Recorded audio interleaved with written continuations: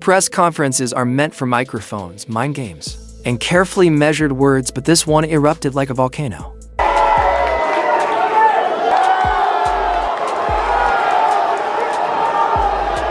Reminds me of like one of those budget YouTube hood movies where someone just talks about their whole life and what they've come from and talking as if they're from one of the ghettos in Iraq or Africa or somewhere like that. But you know, he's got a sob story, he's running by it, and that's what makes him feel better, so we respect it.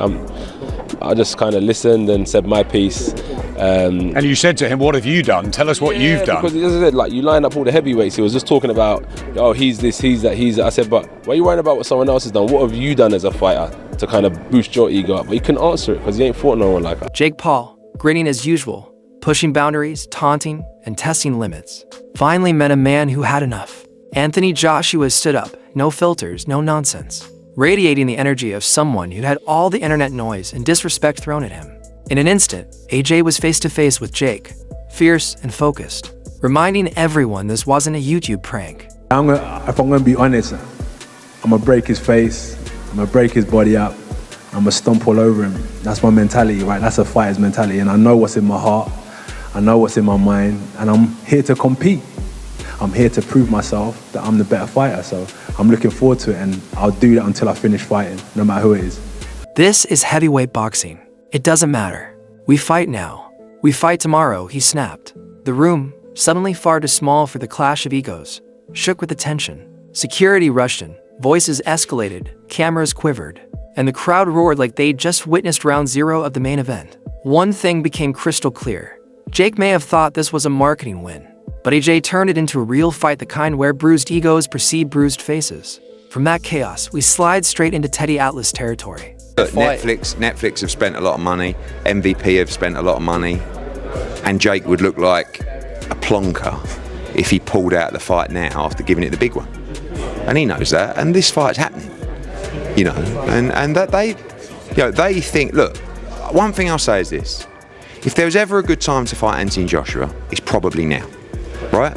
Coming out of what will be 14 months of inactivity. By the way, he's also been in training camp for 4 weeks or 5 weeks, the time comes around. He's having to make weight. Maybe the confidence isn't where it has been in his career. So yeah, you can start dressing. Like sitting at the boxing family dinner, while Uncle Teddy pours the hot truth over the mashed potatoes. And when Teddy warns, don't be shocked if Jake Paul actually has a chance. You almost choke on your drink. He breaks it down like a detective solving a crime. Jake's younger, faster, clever with contracts and ringcraft. Joshua, meanwhile, hasn't fought in ages. Choice of where people want to go to watch. It's still their choice.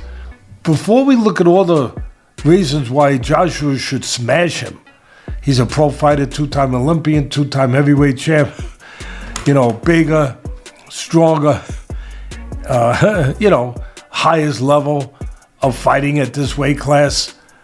I mean, he should destroy him like he destroyed Ngannou. And a lot of people will use that comparison. But styles make fights.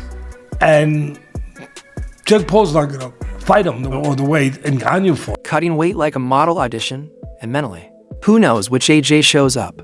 Teddy's checklist reminds us of what the internet often overlooks. Surviving 8 rounds could feel like a win in Jake Paul's world. Maybe Paul has some advantages. He's younger. His feet are a little faster. I know he's not at that level of a fighter, I get it. But his feet are faster. Joshua's feet are not that fast, closing gaps, getting to somebody. To hit him, even if you're better than him, you still got to get to him to hit him.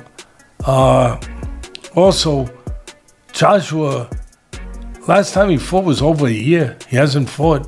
He was basically retired. Where's his mind at? He even brings up Netflix lawyers, like gatekeepers preventing a live disaster. And suddenly you're thinking, wait, could Teddy actually be right? Sliding from Teddy Atlas caution to Dave Allen. The tone shifts like a seasoned bartender sizing up a wild story he's heard too many times. He studies Jake Paul's past opponents like a crime scene file. I'm just putting it out there that before you just say, yeah, it's got to be Joshua, don't discount how smart Mr. Paul has been so far. I wouldn't count him out in the ways that I just laid it out. Double-checking everything to ensure his eyes aren't deceiving him. And yes, this matchup feels like someone hit a randomizer on boxing. Dave lists Jake's resume like a roast menu. YouTuber check. Basketball players check. Retired MMA fighters who predate TikTok check. Tommy Fury, area-level talent at best check. Dave still gives credit where it's due. A top 3 heavyweight of the past 15 years versus a man. I reckon this kid Jake Paul could win an area title, definitely. I really think he could. He trains hard. I respect all of that. I respect him for what he's doing. Brilliant, he's having a go, amazing. But he's now fighting arguably a top heavyweight of the last 10, 15 years. One, it's dangerous.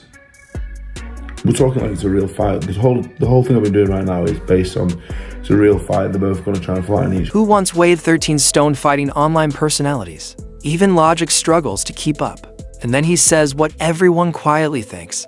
This is dangerous. Not funny dangerous. A heavyweight cannonball hitting a cruiserweight. That could end very badly. Dave hopes AJ lands a clean knockdown. Jake gets up at 10. Money is collected. No paramedics needed, but he also warns of the nightmare scenario. What if AJ seriously injures him? What happens to promoters, sanctioning, the sport itself? Suddenly, the memes feel risky, because yes, a heavyweight strike is a real threat. From Dave Allen's practical warnings, we move into Steve Geford's perspective, someone inside Jake Paul's camp. Dangerous. He's not a heavyweight, he's a cruiserweight, if that.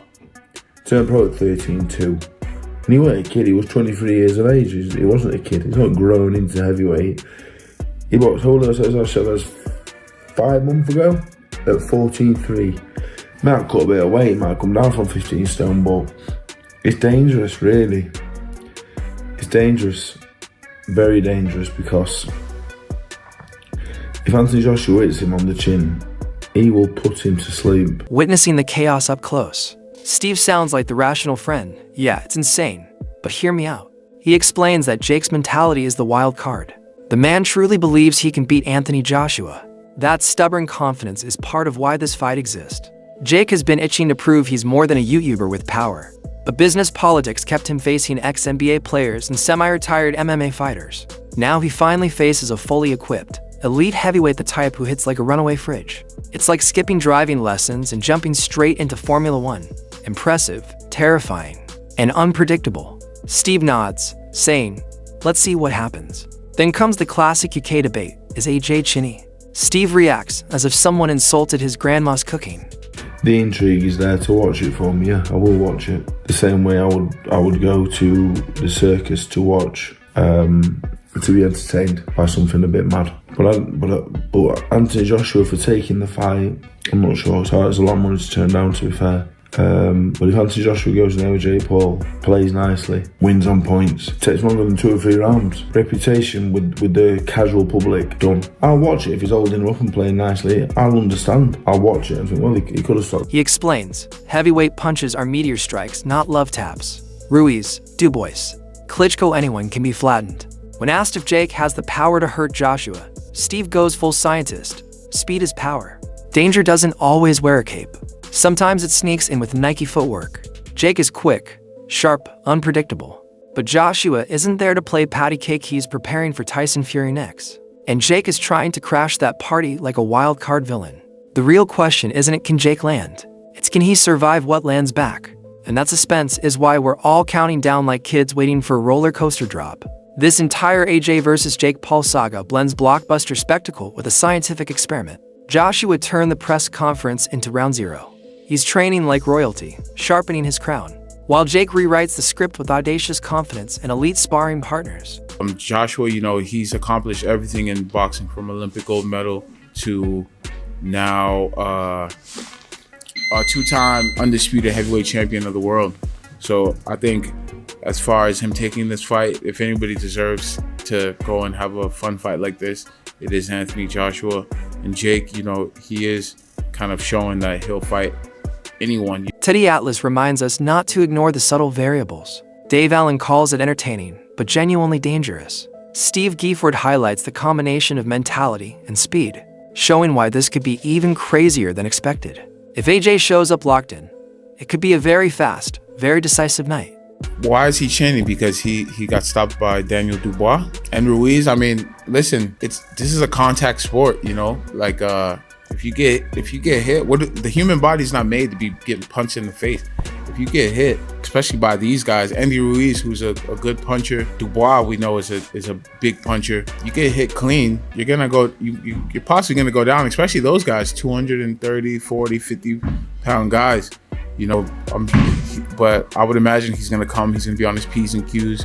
He knows there'll be a lot of eyes on him for this fight, so he's gonna be looking to make a statement, because I think they have plans of him fighting Tyson Fury next. So I think he's gonna take this very seriously, and Jake's definitely taking it very seriously, and he's going to try to ruin the plan. But if Jake survives long enough to make people raise an eyebrow, we may witness one of boxing's most polarizing shocks ever. Drop your prediction in the comments. Who wins? How long does it last? And is there any universe where Jake actually pulls it off? And don't forget to like, share, and subscribe. See you in the next one.